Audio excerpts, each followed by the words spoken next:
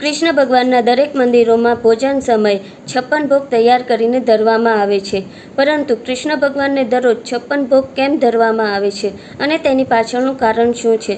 તો માન્યતાઓ અનુસાર ઇન્દ્રદેવના પ્રકોપથી વૃંદાવન ધામમાં સતત 7 દિવસ સુધી મુશળધાર વરસાદ થયો, ત્યારે વ્રજવાસીઓની રક્ષા માટે કૃષ્ણ ભગવાને ગોવર્ધન પર્વતને પોતાના હાથની છેલ્લી આંગળી વડે 7 દિવસ સુધી ઉંચક્યો હતો.